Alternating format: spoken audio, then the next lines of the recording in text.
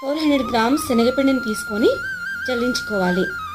ఈ పిండిని మనం వాటర్ వేసుకొని లూజ్ కన్సిస్టెన్సీ వచ్చేంత విధంగా కలుపుకోవాలి. ఈ విధంగా కలుపుకోవడం వల్ల బూందీ ఈజీగా వస్తుంది మనకి. బూందీ తూచే గంటితో ఒక గరిటె వేసుకొని బూందీ తూచుకోవాలి. ఈ బూందీ 50% కుక్ అవ్వాలి, మరి ఎక్కువ కుక్ అవ్వకూడదు.